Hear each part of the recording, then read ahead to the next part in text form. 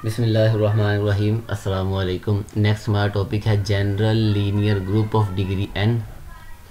Late f जो है ये हमारे पास फील्ड है और then the general linear group, उसकी नोटेशन ये है हमारे पास जी एल, यहाँ n लिख दें f या इस तरह से G L N F is the group of invertible n cross n matrices with entries in f under matrix multiplication.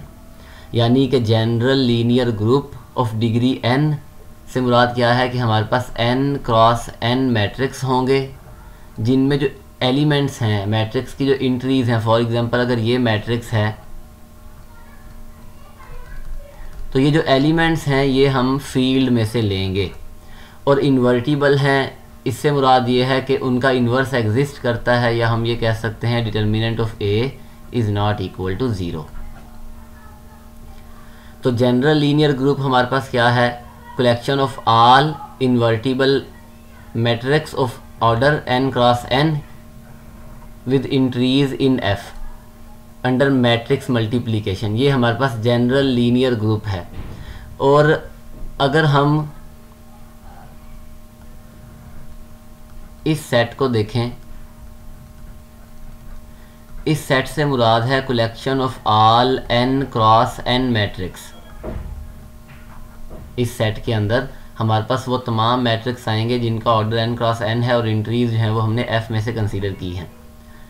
तो ये हमारे पास एक रिंग है, मैट्रिक्स रिंग, ठीक है, क्योंकि ये अंडर एडिशन ग्रुप है, अंडर मल्टीप्लिकेशन सेमी ग्रुप है। तो हम ये कह सकते हैं कि जो जनरल लीनियर ग्रुप है उसके अंदर वो मैट्रिक्स हैं जिनका इन्वर्स एग्जिस्ट करता है, may be defined as the unit group of the matrix ring. यानी इस रिंग के अंदर वो एलिमेंट्स जिनका मल्टीप्लिकेटिव इन्वर्स एग्जिस्ट करता है उनकी जो एक कलेक्शन है वो हमारे पास जनरल लीनियर ग्रुप है। एक एग्जांपल देखते हैं, D4 को हम इस तरह लिख सकते हैं, A और B से हमने D4 का जनरेट किया है, A का ऑर्डर 4 है, B का ऑर्डर 2 है, B इन्वर्स जो है वो A इन्वर्स के बराबर है, या BA is equal to A cube into B। तो जो लेट हमारे पास जनरल लीनियर ग्रुप है of all 2 cross 2 invertible matrix over R under usual multiplication, और T जो है ये हमारे पास सब ग्रुप है इस जनरल लीनियर ग्रुप का, generated by A and B। A हमारे पास बराबर है इस मैट्रिक्स के, इसका ऑर्डर 2 क्रॉस 2 है, इसका भी 2 क्रॉस 2 है, और ओबियसली 0 1 -1 ये हमारे पास R के एलिमेंट्स हैं। हम चेक कर सकते हैं कि A का ऑर्डर 4 है, मैंने चेक नहीं किया लेकिन आप लोग चेक कर सकते हैं कि A का ऑर्डर जो है वो 4 है, B का ऑर्डर 2 है। उसके लिए हमें क्या करना पड़ेगा? A डॉट A ये आइडेंटिटी के बराबर है, तो हमारे पास A का ऑर्डर 4 है और हम इससे फेमिलियर हैं, हम किस तरह ऑर्डर फाइंड करते हैं। और B का ऑर्डर 2 है, B डॉट A और A क्यूब इंटू B ये हमारे पास सेम है, B dot A is equal to A cube into B। अब D4 की डेफिनेशन को देखें, A का ऑर्डर 4, B का ऑर्डर 2, A का ऑर्डर 4 है, B का ऑर्डर 2 है, और BA is equal to A cube into B। इसका मतलब ये है कि ये जो ग्रुप है ये हमारे पास D4 की आइसोमॉर्फिक है। तो हमें इस जनरल लीनियर ग्रुप का एक सब ग्रुप मिल गया है जो D4 के आइसोमॉर्फिक है, या हम ये कह सकते हैं कि ये हमारे पास D4 की एक मैट्रिक्स रिप्रेजेंटेशन है A B। अब D4 में जो एलिमेंट्स हैं वो A square, A cube, B A square B and A cube B ये एलिमेंट्स हैं। और हमारे पास A है, हमारे पास B है, उसके अलावा A क्यूब इसके बराबर है, ठीक है। हम AB फाइंड कर सकते हैं, A स्क्वायर B फाइंड कर सकते हैं, A क्यूब B हमने फाइंड किया है वो इसके बराबर है। सिमिलरली A स्क्वायर फाइंड कर सकते हैं। तो ये हमारे पास D4 की एक मैट्रिक्स रिप्रेजेंटेशन है। नेक्स्ट हमारे पास एग्जांपल है Q8 की। सबसे पहले हम Q8 की डेफिनेशन देखते हैं। quaternion group of order 8. A group G is called a quaternion group if G is generated by two elements A and B satisfying the relation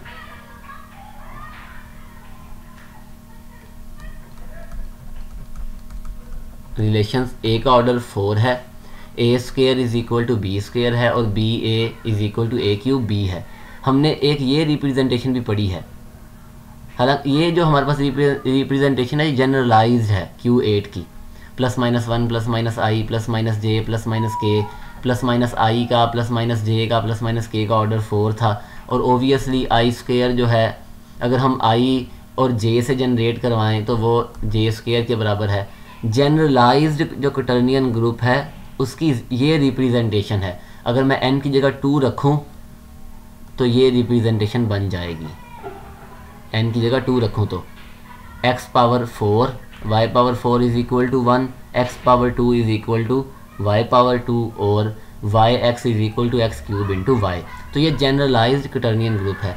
हमने जनरल लीनियर ग्रुप कंसीडर किया है over the field C, पहले हमने consider किया था over the field R of R 2x2 invertible matrices over complex field C under usual multiplication. और T जो है ये हमारे पास सब ग्रुप है जनरल लीनियर ग्रुप का generated by A and B। A इस मैट्रिक्स के बराबर है और B इस मैट्रिक्स के बराबर है।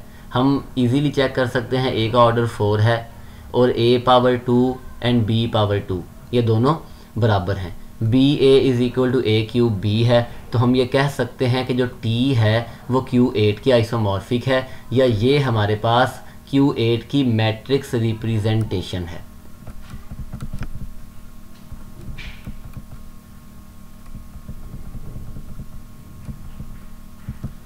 General linear group of a vector space, अगर V वेक्टर स्पेस है, अगर V हमारे पास वेक्टर स्पेस है तो हमें पता है कि होम V जो है ये हमारे पास जितनी भी लीनियर ट्रांसफॉर्मेशंस हैं T from V to V उनकी कलेक्शन है और ये इटसेल्फ एक वेक्टर स्पेस है।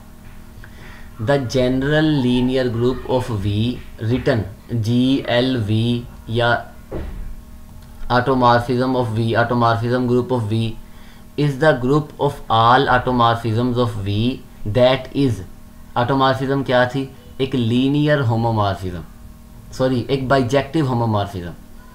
The set of all bijective linear transformations from V to V together with functional composition as group operation. यानी यहाँ हम क्योंकि T1 और T2 अगर दो लीनियर ट्रांसफॉर्मेशन है तो हम T1 और T2 को इस तरह से कंपोज करेंगे। हमारे पास जो ऑपरेशन है वो कंपोजिशन है। तो अगर V एक वेक्टर स्पेस है तो हम उस पर एक ग्रुप डिफाइन कर सकते हैं GLV, general linear group of a vector space, और वो हमारे पास जितनी भी बाइजेक्टिव लीनियर क्योंकि हमारे पास जो ट्रांसफॉर्मेशन है वो एक वेक्टर स्पेस से वेक्टर स्पेस तक है, और लीनियर के लिए हमें पता है कि alpha x plus beta y बराबर हो alpha into TX and beta into TY। ये हमारे पास लीनियर की डेफिनेशन है। तो लीनियर ट्रांसफॉर्मेशन जितनी भी हैं बाइजेक्टिव उनकी जो कलेक्शन है वो हमारे पास एक ग्रुप है।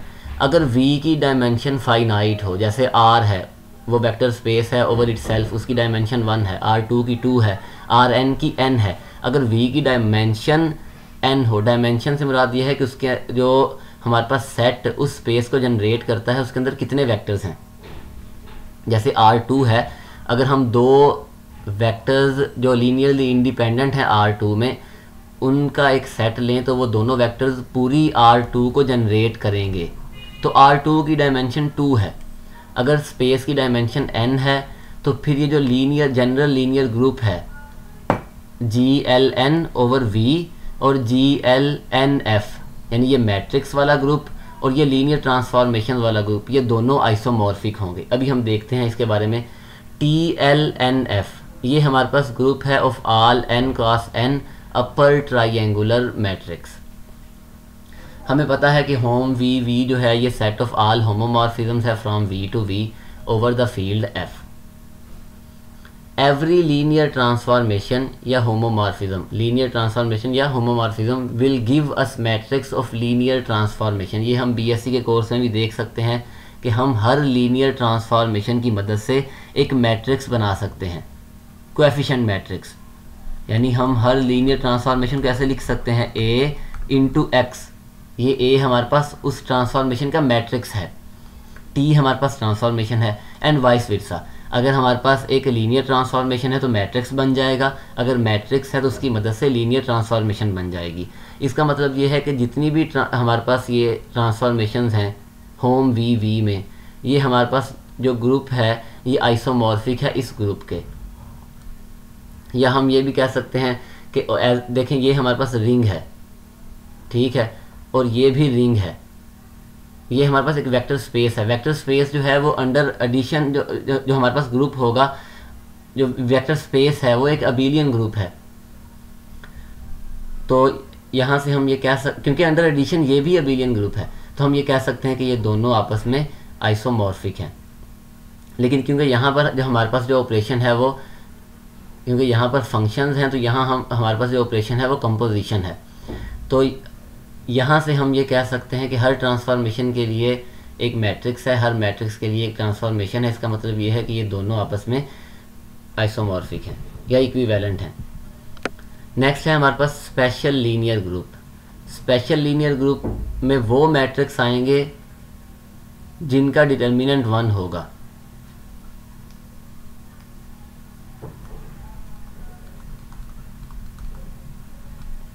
जिनका डिटर्मिनेंट क्या होगा? 1। Special linear. जनरल लीनियर में हमने कहा डिटर्मिनेंट 0 हो, और स्पेशल में हमने कहा डिटर्मिनेंट 1 हो। जनरल लीनियर में वो मैट्रिक्स आएंगे जिनका डिटर्मिनेंट नॉन ज़ीरो है। आई थिंक मैंने ये कहा है कि 0। जनरल लीनियर में वो मैट्रिक्स आएंगे जिनका जो डिटर्मिनेंट है वो 0 ना हो। जनरल लीनियर में वो मैट्रिक्स आएंगे जिनका डिटर्मिनेंट 0 ना हो, नॉन ज़ीरो हो, यानी उनका इन्वर्स एग्जिस्ट करता हो। और स्पेशल लीनियर में वो मैट्रिक्स आएंगे जिनका डिटर्मिनेंट 1 है, इसके अलावा दूसरे मैट्रिक्स नहीं आएंगे।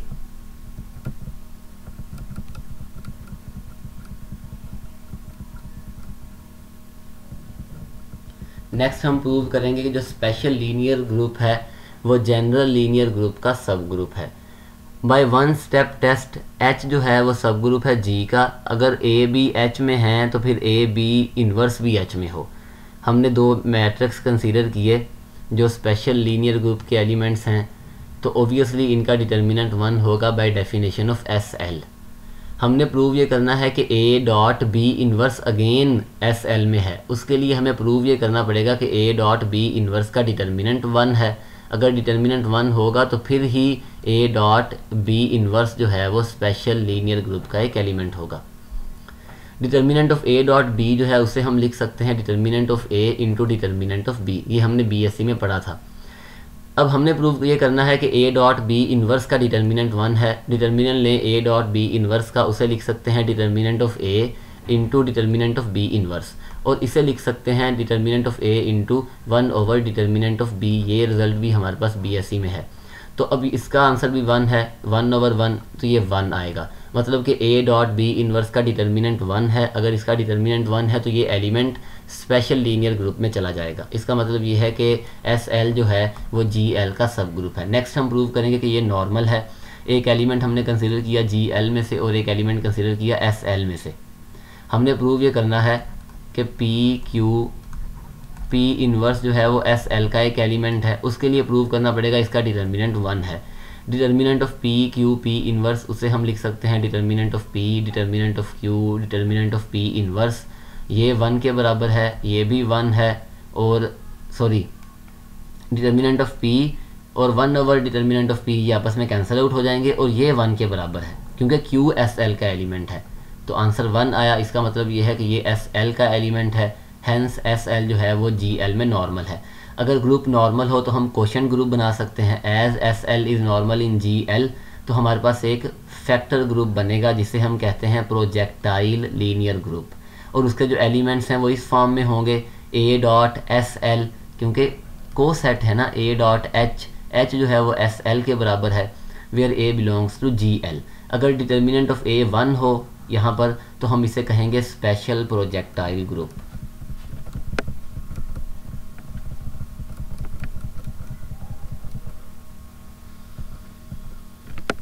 नेक्स्ट है हमारे पास कि जो जनरल लीनियर ग्रुप है उसे हमने प्रूव करना है कि ये एक ग्रुप है अंडर मल्टीप्लिकेशन, यानी ये कोई सेट है जिसमें वो मैट्रिक्स हैं जिनका डिटर्मिनेंट नॉन ज़ीरो है। हमने प्रूव ये करना है कि ये ग्रुप है। ये मैंने इसका कोई फॉर्मल प्रूफ नहीं किया, बस हिंट दिया है आप लोगों को कि इस तरह से हम प्रूव करेंगे कि ये क्लोज है। ए और बी अगर जी एल के एलिमेंट्स हैं तो इनका डिटर्मिनेंट जो है वो नॉन ज़ीरो है। Determinant of A dot B बराबर है determinant of A determinant of B. इसका मतलब ये है कि ए डॉट बी का डिटर्मिनेंट जो है वो भी नॉन ज़ीरो है, ज़ीरो नहीं है, ज़ीरो से हटकर कोई और नंबर है, यानी इसका इन्वर्स एग्जिस्ट करता है। तो ए डॉट बी जो है वो जी एल का एलिमेंट है, तो ये क्लोज है, एसोसिएटिव लॉ होल्ड करता है। आइडेंटिटी एलिमेंट भी है क्योंकि उसका डिटर्मिनेंट 1 है, ठीक है। और ए डॉट आइडेंटिटी इंटू ए वो ए के बराबर है। अगर ए जो है वो जी एल में है तो उसका डिटर्मिनेंट जो है वो बराबर वो ज़ीरो नहीं है। अगर ज़ीरो नहीं है तो ए इन्वर्स एग्जिस्ट करता है। इन्वर्स बराबर होता है adjoint of A over determinant of A. अब ए को ए इन्वर्स से मल्टीप्लाई करें तो वो बराबर होता है आइडेंटिटी के। दोनों तरफ डिटर्मिनेंट लें क्योंकि हमने प्रूव ये करना है कि डिटर्मिनेंट ऑफ ए इन्वर्स जो है वो भी नॉन ज़ीरो है। इस केस में हमारे पास जो ए इन्वर्स है वो जी एल का एलिमेंट होगा। तो यहाँ से हमारे पास आ जाएगा determinant of A into 1 over determinant of A जो कि 1 के बराबर है। अब यहाँ देखें जो डिटर्मिनेंट ऑफ ए इन्वर्स है वो बराबर है 1 over determinant of A. Determinant of A जो है वो नॉन ज़ीरो है, इसका मतलब ये है कि इसका आंसर जो है वो भी नॉन ज़ीरो है। सॉरी, यहाँ 1 नहीं आएगा। Determinant of A inverse is equal to which implies determinant of A inverse is equal to 1 over determinant of A. ये बाय डेफिनेशन है। अब ये जो है वो नॉन ज़ीरो है, इसका मतलब ये है डिटर्मिनेंट ऑफ ए इन्वर्स भी नॉन ज़ीरो है, नॉट इक्वल टू ज़ीरो। इसका मतलब ये है ए इन्वर्स जो है वो जी एल का एक एलिमेंट है। तो यहाँ से हमें हिंट मिल गया कि ये हमारे पास एक ग्रुप है under usual multiplication, matrix multiplication.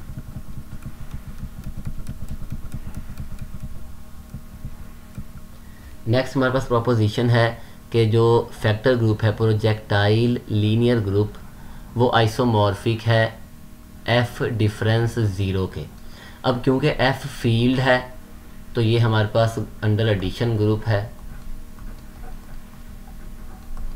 Under multiplication जो नॉन ज़ीरो एलिमेंट्स हैं वो भी ग्रुप बनाते हैं, मतलब ज़ीरो को निकाल कर बाकी जितने भी एलिमेंट्स हैं वो हमारे पास अंडर मल्टीप्लिकेशन ग्रुप है।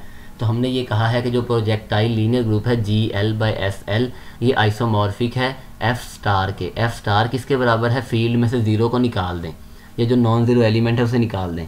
हमने एक फंक्शन लिया, अगर हम चाहें तो हम यहाँ पर एफ भी कर सकते हैं, कोई मसला नहीं है। हमने फंक्शन डिफ़ाइन किया जी एल से एफ तक। किस तरह से किया कि साई ऑफ ए जो है वो डिटर्मिनेंट ऑफ ए के बराबर है, ये हमने फंक्शन डिफ़ाइन किया है। ये वेल डिफाइंड है, अगर दो एलिमेंट्स लें वो बराबर हैं, अगर दो मैट्रिक्स बराबर हैं उनका डिटर्मिनेंट भी बराबर होगा। डिटर्मिनेंट जो बराबर है साई ऑफ ए के ये बराबर है साई ऑफ बी के। इसका मतलब ये है कि ये मैपिंग वेल डिफाइंड है। नेक्स्ट ये होमोमॉर्फिज्म भी है, psi of A dot B by definition ये बराबर है determinant of A dot B. इसे हम लिख सकते हैं determinant of A into determinant of B. तो इसका मतलब ये है कि ये होमोमॉर्फिज्म भी है। नेक्स्ट हम प्रूव करेंगे कि ये ऑन टू है, फिर हम यूज़ करेंगे first fundamental theorem. Onto के लिए हमें प्रूव ये करना है कि अगर एक फंक्शन है x से y तक, तो y में जितने भी एलिमेंट्स हैं हर एलिमेंट के लिए यहाँ कोई एलिमेंट हो such that f of a is equal to y हो। हमने एक एलिमेंट पिक किया y जो कि ज़ीरो के इक्वल नहीं है क्योंकि हमने उसे कंसीडर किया है f स्टार में से। हमने उस y की मदद से एक मैट्रिक्स बनाया। अब हम देख सकते हैं इसका जो डिटर्मिनेंट है वो y के बराबर है क्योंकि ये एक हमारे पास अपर ट्रायंगुलर भी है लोअर भी है। जो डायगोनल के एलिमेंट्स हैं उनको मल्टीप्लाई करेंगे तो हमारे पास इसका डिटर्मिनेंट आ जाएगा। Determinant of a is equal to y, y into 1 1 1 ये y के बराबर है और y नॉन ज़ीरो है। इसका मतलब ये है कि ये हमारे पास जो डिटर्मिनेंट है वो नॉन ज़ीरो है। अब डिटर्मिनेंट ऑफ ए बराबर है बाय डेफिनेशन साई ऑफ ए के। हमें एक ऐसा मैट्रिक्स मिल गया जिस पर साई को अप्लाई करें आंसर वाई है और ए का डिटर्मिनेंट जो है वो ज़ीरो भी नहीं है, तो इसका मतलब ये है ए जी एल का एक एलिमेंट है। So for each Y belongs to F star there exist A belongs to G L such that psi of A is equal to Y. तो इसका मतलब ये है कि ये मैपिंग ऑन टू है। So by using first fundamental theorem, वो क्या था कि अगर हमारे पास कोई भी एक ग्रुप है एफ कोई हमारे पास ऑन टू होमोमॉर्फिज्म है जी से एच तक, तो फिर जी बाई के आइसोमॉर्फिक है एच के जो है वो कर्नल है इस होमोमॉर्फिज्म का। So by first fundamental theorem G L by kernel psi जो है वो आइसोमॉर्फिक है एफ स्टार के। ठीक है, हमने अब ये प्रूव करना है कर्नल साई जो है वो एस एल के बराबर है। कर्नल में वो एलिमेंट्स होते हैं जिनका आंसर मल्टीप्लिकेटिव आइडेंटिटी पर मैप हो। हमने एक एलिमेंट कंसिडर किया कर्नल में से, तो साई ऑफ ए 1 पे मैप होगा। साई ऑफ ए बराबर है डिटर्मिनेंट ऑफ ए के, मतलब कि ए का डिटर्मिनेंट 1 है, इसका मतलब ये है ए एस एल का एलिमेंट है। सो कर्नल जो है वो एस एल का सबसेट है। कन्वर्सली लेट करें बी एस एल में है, अगर बी एस एल में है तो बी का डिटर्मिनेंट 1 होगा। अगर बी का डिटर्मिनेंट 1 है, डिटर्मिनेंट ऑफ बी बराबर है साई ऑफ बी के, बाय डेफिनेशन ऑफ साई ये 1 के बराबर है। अब एक एलिमेंट पर हमने फंक्शन को अप्लाई किया और वो 1 पे मैप हुआ, इसका मतलब ये है कि वो एलिमेंट कर्नल का एलिमेंट है। So B belongs to kernel, इसका मतलब ये है एस एल सबसेट है कर्नल का। So by 1 and 2 S L is equal to kernel psi and hence G L by S L ये आइसोमॉर्फिक है एफ स्टार के। अब हमारे पास जो एफ है उसका जो ऑर्डर है वो फाइनाइट भी हो सकता है, इनफाइनाइट भी हो सकता है, अभी हमने उसके बारे में बात नहीं की। अगर तो एफ फाइनाइट फील्ड हो उस केस में हम जो जनरल लीनियर ग्रुप है उसके ऑर्डर की बात कर सकते हैं, इस ग्रुप के ऑर्डर की बात भी कर सकते हैं। और देखें, now we will find its order. अगर एफ जो है वो एक फाइनाइट फील्ड हो of order P, then G L by S L जो है वो इस फील्ड के आइसोमॉर्फिक है। एफ यानी एफ पी डिफरेंस ज़ीरो के आइसोमॉर्फिक है। फील्ड तो एफ पी है, जो हमने ज़ीरो निकाल दिया वो तो अंडर मल्टीप्लिकेशन एक ग्रुप था। अब इन दोनों का ऑर्डर फाइंड करें। इसका ऑर्डर है, देखें एफ पी का ऑर्डर था पी, हमने पी में से एक एलिमेंट निकाला है, फील्ड में से एक एलिमेंट निकाला है, तो उसका ऑर्डर होगा पी माइनस 1 एफ स्टार का। तो इसका मतलब ये है कि प्रोजेक्टाइल लीनियर ग्रुप का ऑर्डर है पी माइनस 1। इसका ऑर्डर हमारे पास क्या है, पी माइनस 1। नेक्स्ट हम बात करेंगे जनरल लीनियर ग्रुप के ऑर्डर की, अगर फील्ड के अंदर जो नंबर ऑफ़ एलिमेंट्स हैं वो फाइनाइट हों। सबसे पहले तो हम एक कुछ डेफिनेशंस को रिकॉल कर लेते हैं, लीनियरली इंडिपेंडेंट और लीनियरली डिपेंडेंट। सबसे आसान अल्फाज में अगर हमारे पास v1, v2 और v3 ये 3 वेक्टर हैं, तो ये लीनियरली डिपेंडेंट तब होंगे, ये सेट लीनियरली डिपेंडेंट तब होगा अगर मैं किसी स्केलर के साथ v1 और v2 को मल्टीप्लाई करके ऐड कर दूं तो वो v3 के बराबर आ जाए। मतलब इनमें से कोई एक वेक्टर बाकी वेक्टर्स के लीनियर कम्बिनेशन में लिखा जा सकता हो तो फिर ये लीनियरली डिपेंडेंट है। ठीक है, अगर हमारे पास कोई एक मैट्रिक्स है, मैट्रिक्स का जो डिटर्मिनेंट है वो नॉन ज़ीरो तब होगा जब उसकी जितनी भी रोज़ हैं या जो कॉलम्स हैं वो लीनियरली इंडिपेंडेंट हों। उस केस में हमारे पास जो उसका डिटर्मिनेंट है वो नॉन ज़ीरो होगा। और हमें GL में वही मैट्रिक्स चाहिए जिनका जो डिटर्मिनेंट है वो नॉट इक्वल टू ज़ीरो हो। The number of elements in GLNF ये बराबर है product K from 0 to n-1 QN minus Q power K। Q क्या है, Q हमारे पास इस फील्ड का ऑर्डर है, हम यहाँ पर FQ भी लिख सकते हैं। Q पावर n-1 इस प्रोडक्ट को एक्सपेंड करें, K की वैल्यू 0, K की वैल्यू 1, K की वैल्यू 2 अप टू K की वैल्यू n-1। अब हम फॉर एग्जांपल ये कोई मैट्रिक्स है n क्रॉस n, ठीक है, हमें इस मैट्रिक्स का डिटर्मिनेंट नॉन ज़ीरो चाहिए। उसके लिए हमें इसकी रोज़ को या कॉलम्स को इस तरह कंस्ट्रक्ट करना होगा कि इसका जो रोज़ या कॉलम्स हैं वो लीनियरली इंडिपेंडेंट हों। We will count the n cross n matrices whose rows are linearly independent, so we do so bye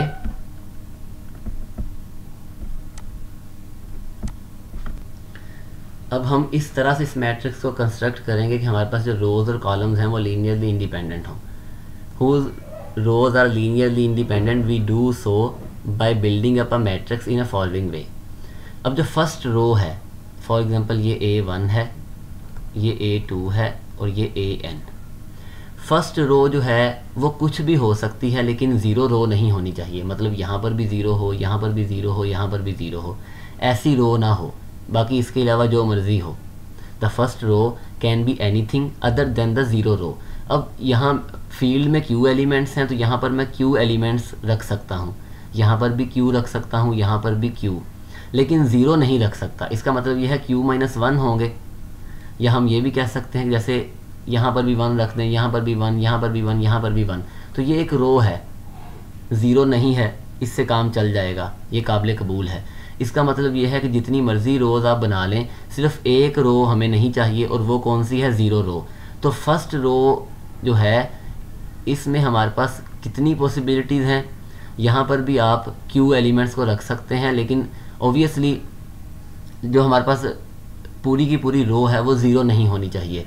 तो फर्स्ट रो के केस में हमारे पास जो पॉसिबिलिटीज़ हैं वो qn-1 है, क्योंकि एक ही रो है जो 0 रो है।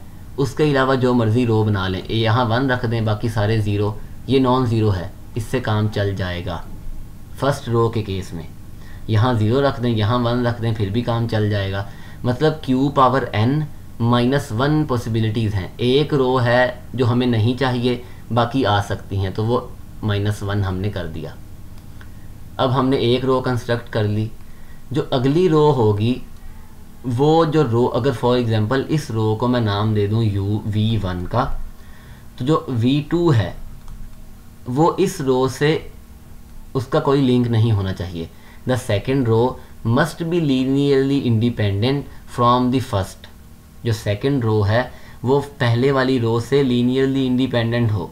ऐसा नहीं होना चाहिए कि मैं v1 को किसी स्केलर से मल्टीप्लाई करूं और v2 आ जाए। इस केस में ये डिपेंडेंट है, लीनियरली इंडिपेंडेंट हो। Second row must be linearly independent from the first, यानी सेकेंड रो कुछ भी हो सकती है, लेकिन ऐसी रो ना हो कि हम पहली को किसी स्केलर से मल्टीप्लाई करें दूसरी आ जाए। Which is to say that it must not be a multiple of the first. मतलब पहली को किसी स्केलर से मल्टीप्लाई किया, दूसरी आ गई, तो फिर तो वो लीनियरली डिपेंडेंट है, तो ऐसा नहीं होना चाहिए। अब कितने स्केलर हैं हमारे पास? हमारे पास टोटल कितने स्केलर हैं? q हैं। तो यहाँ हमारे पास q मल्टीपल हो सकते हैं, q multiple, since there are q multiples of the first row, क्योंकि अल्फ़ा इंटू v1, अल्फ़ा की वैल्यू 1 हो सकती है, 2 हो सकती है, up to q, total q scalar है हमारे पास, यानी q1, q2 up to qn। तो q यहाँ पर मल्टीपल्स हैं v1 के, तो इसका मतलब ये है कि हमारे पास q मल्टीपल्स हैं। तो जो q मल्टीपल्स हैं वो डिपेंडेंट हैं, और जो बाकी हमारे पास जितनी भी रोज़ होंगी वो लीनियरली इंडिपेंडेंट। तो सेकंड रो के केस में हमारे पास जो पॉसिबिलिटीज़ हैं q⁻n-q हैं, क्योंकि q मल्टीपल्स थे पहली रो के, उनको हमने निकाल दिया -q, तो बाकी हमारे पास जो रोज़ आएंगी, जो सेकंड रो आएगी, वो पहली से लीनियरली इंडिपेंडेंट होगी, पहली पे डिपेंड नहीं करेगी। सिमिलरली जो थर्ड रो है वो जो पहली दो हैं उनके साथ उसका कोई लिंक नहीं होना चाहिए। अगर मैं पहली रो को v1 कह दूं, दूसरी को v2 कह दूं, तो ऐसा ना हो कि मैं v1 को किसी स्केलर से मल्टीप्लाई करूं, v1 एंड v2। अब हम किसी स्केलर से मल्टीप्लाई करें v1 को और किसी स्केलर से मल्टीप्लाई करें v2 को, दोनों को ऐड कर दें और थर्ड रो आ जाए, उस केस में तो वो लीनियरली डिपेंडेंट है, पहली दो पर डिपेंड करती है। The third row must be linearly independent from the first two, यानी अल्फ़ा v1 अल्फ़ा v2, ये रो ना हो, बाकी जो मर्ज़ी हो। जो थर्ड रो है वो इसके बराबर ना हो कि v1 और v2 को किसी स्केलर से मल्टीप्लाई किया और थर्ड रो आ गई जो कि v3 के बराबर है। अब इस केस में हमारे पास यहाँ पर भी हम q पॉसिबिलिटीज़ हैं, यहाँ पर भी q हैं, तो इस केस में q इंटू q मल्टीपल्स होंगे, q square. The third row must be linearly independent from the first two, so there q⁻n minus q⁻2 possibilities. ठीक है। In general the ith row must be linearly independent from the first i-1 rows. अब हमने v1 v2 up to vi-1 ये रोज़ construct कर ली हैं, और जो ये सब जो हैं वो लीनियरली इंडिपेंडेंट हैं। अब जो vi है वो इन पर डिपेंड ना करे, मतलब किसी स्केलर से मल्टीप्लाई करके इनको ऐड करें तो vi ना बने। तो इस केस में भी अगेन हमारे पास यहाँ पर स्केलर आ जाएंगे 1 2 अप टू i-1, तो q⁻i-1 मल्टीपल होंगे, there are Q power I minus one multiple नहीं, लीनियर कम्बिनेशंस। अभी मैंने पीछे भी यहाँ पर भी सेकंड रो के केस में मल्टीपल कह दिया था, यहाँ हमारे पास लीनियर कम्बिनेशन है, Q power two linear combination होंगे, क्योंकि अल्फ़ा की जगह पर हमारे पास क्यू पॉसिबिलिटीज़ हैं, यहाँ पर भी क्यू है बीटा की जगह पर, तो Q power two linear combination हैं, जो कि मैंने मल्टीपल कहा था। यहाँ पर अब क्योंकि एक से ज़्यादा रोज़ हैं तो लीनियर कम्बिनेशन है। Similarly Q power I minus one linear combination of the first I minus one rows. तो इसका मतलब ये है कि ये लीनियर कम्बिनेशन हैं Q power I minus one, तो उनको अगर हम माइनस कर दें तो जो बाकी हमारे पास रोज़ हम कंस्ट्रक्ट कर सकते हैं फ्रॉम फील्ड एफ, वो लीनियरली इंडिपेंडेंट होंगी। So there are Q power N minus Q power I minus one possibilities for the ith row once we build the entire matrix. This way we know that the rows are all linearly independent by choice. हमने इस तरह construct किया है matrix कि जितनी भी रोज़ हैं ये लीनियरली इंडिपेंडेंट हैं। Also we can build any n cross n matrix whose rows are linearly independent in this fashion. तो हमारे पास जो मैट्रिक्स होंगे वो कितने होंगे? So there are Q power N minus one, first row में इतनी पॉसिबिलिटीज़ हैं, सेकंड में इतनी हैं, एंड जो हमारे पास up to first second third N minus one, तो यहाँ ये हमारे पास टोटल एन रोज़ हैं, अप टू nth रो। तो ये nth रो में हमारे पास ये पॉसिबिलिटीज़ हैं, इन सब का जो प्रोडक्ट है टोटल नंबर ऑफ जो मैट्रिक्स हैं वो हमारे पास इसके बराबर हैं इन जी एल एन एफ, अगर एफ का जो ऑर्डर है वो फाइनाइट नंबर है। अब हम इसके एक एग्जांपल देखेंगे। इस एग्जांपल के बाद स्पेशल लीनियर ग्रुप जो है वो आइसोमॉर्फिक है S4 के। जनरल लीनियर ग्रुप ऑर्डर जो हमारे पास मैट्रिक्स हैं वो 2 क्रॉस 2, ठीक है, और फील्ड के अंदर एलिमेंट्स हैं 3, n इज़ इक्वल टू 2 है, और फील्ड का जो ऑर्डर है वो 3 है। By using previous formula Q power n minus one, Q 3 है, 3 power 2 minus one, 3 power 2 minus 3 ये 48 के बराबर है। General linear group by special linear group ये आइसोमॉर्फिक है एफ स्टार के, और एफ स्टार में हमारे पास कितने एलिमेंट्स थे? क्यू माइनस वन, 3 माइनस 1 ये 2 के बराबर है। सो general linear group by special linear group, इसका जो ऑर्डर है वो 2 के बराबर है। तो हम यहाँ से इसे ऐसे लिख सकते हैं। तो इसका मतलब ये है कि एस एल का जो ऑर्डर है वो 24 है। So S L is isomorphic to S4।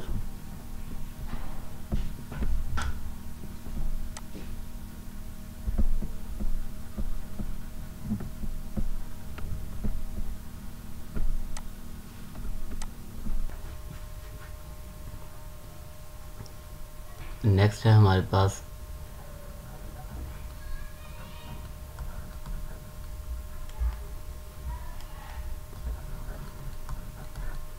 यहाँ n इज़ इक्वल टू 2 है, और फील्ड के अंदर नंबर ऑफ एलिमेंट्स भी 2 हैं, और f जो है वो बराबर है 0,1 mod 2। सबसे पहले हम इसका ऑर्डर फाइंड करते हैं, वो हमारे पास बराबर है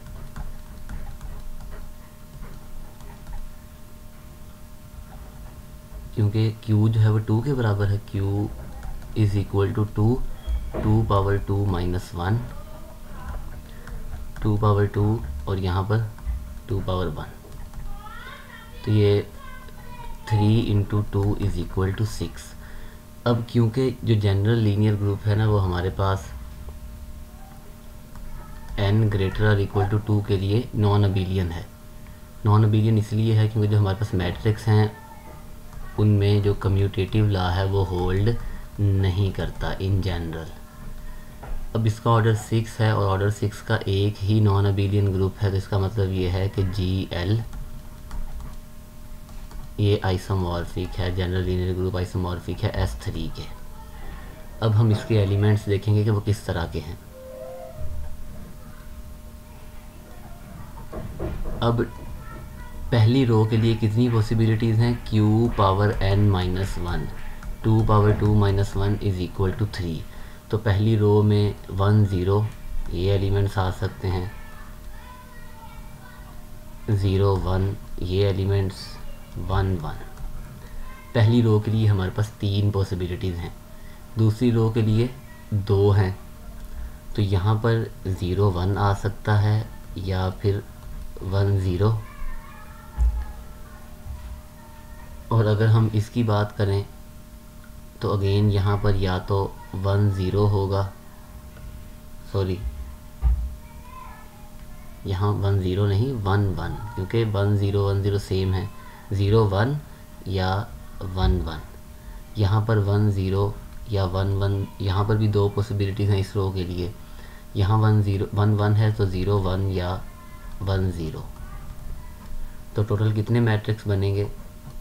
1 0 0 1 0 1 1 0 1 1 0 1 1 0 1 1 0 1। ये टोटल हमारे पास 6 मैट्रिक्स हैं। सबसे पहले है आइडेंटिटी 1 0 0 1, फिर 0 1 और 1 0 है, फिर 1 1 और 0 1 है, फिर 1 0 और 1 1 है। उसके बाद हमारे पास 0 1 और 1 1 है, और फिर है हमारे पास 1 1 एंड 1 0। S3 का अगर स्ट्रक्चर देखें तो S3 के अंदर 3 एलिमेंट्स हैं जिनका ऑर्डर 2 है,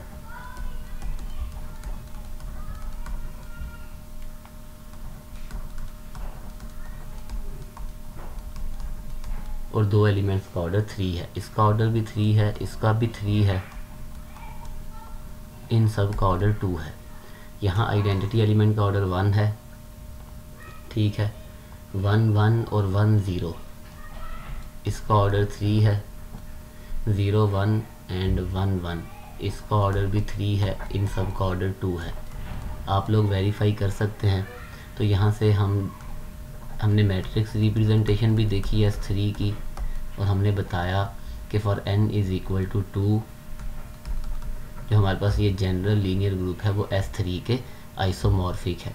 और हमने 6 मैट्रिक्स कंस्ट्रक्ट किए, इन सब का जो डिटर्मिनेंट है वो नॉन ज़ीरो है। इसका 1 है, यहाँ पर हमारे पास -1 आ जाएगा। यहाँ अगर हम देखें तो 1 है, ओबियसली यहाँ पर भी 1 है, यहाँ -1 है, यहाँ पर -1 है। तो हमारे पास जितने भी मैट्रिक्स हैं उनका जो डिटर्मिनेंट है वो 0 के बराबर नहीं है। तो ये हमारे पास S3 की मैट्रिक्स रिप्रेजेंटेशन थी।